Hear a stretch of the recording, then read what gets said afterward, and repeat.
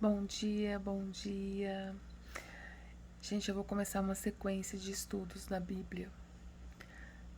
Vou colocar no rodapé de cada estudo as citações bíblicas para que vocês possam ler, abrir a Bíblia e ler as referências bíblicas que eu vou colocar referente ao assunto. O assunto de hoje é o pecado imperdoável.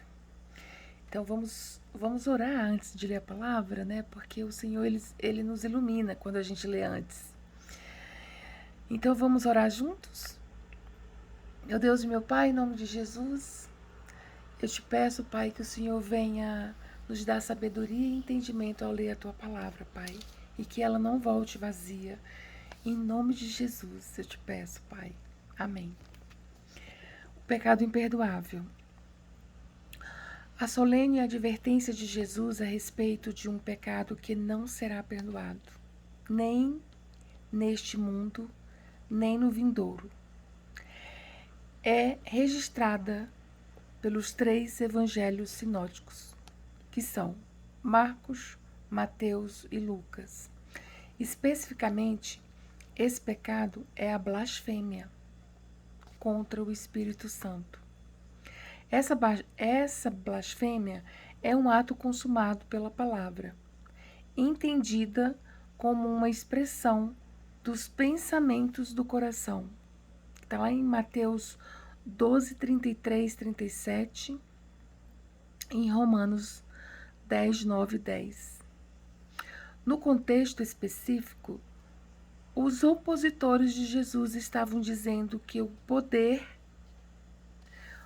que estava operando boas obras entre eles não era um Deus, mas o diabo.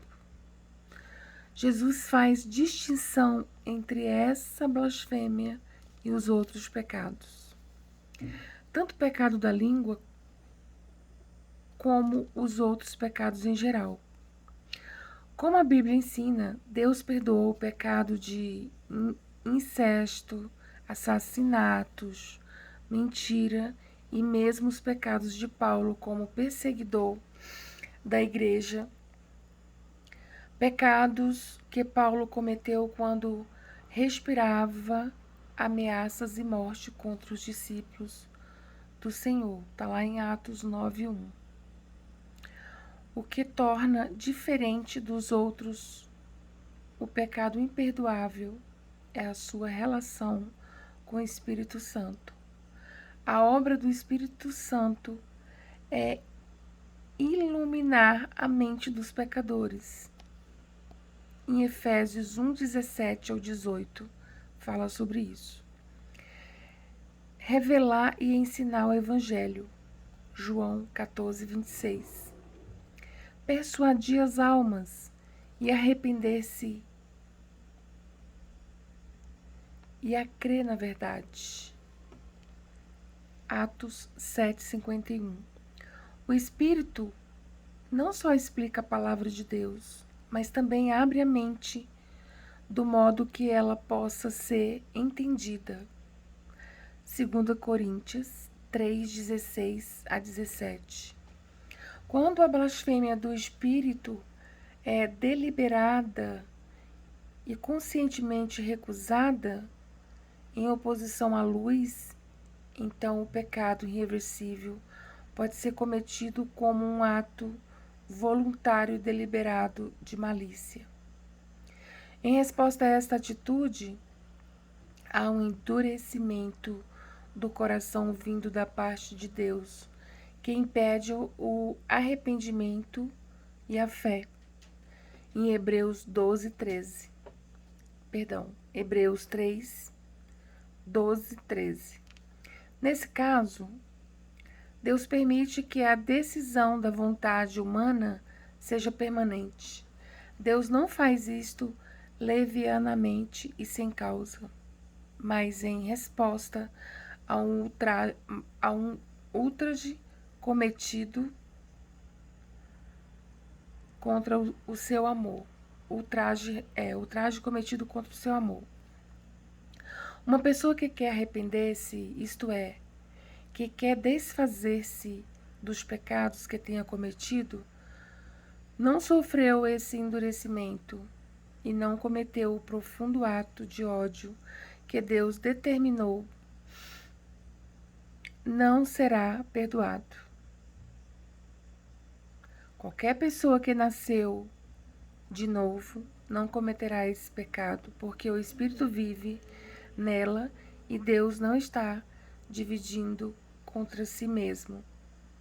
1 João 3,9 fala. Os outros versículos que tratam do pecado imperdoável são Hebreus 6, 4, 6, Hebreus 10, 26, 29, 1 João 5, 16, 17. Esses versículos mostram que a possibilidade de esse pecado ser cometido depende de ter havido iluminação e entendimento específico da parte de Deus e que isso não é matéria comum de todo dia. Jesus disse que todos os pecados e blasfêmias serão perdoados, exceto esse pecado. A blasfêmia.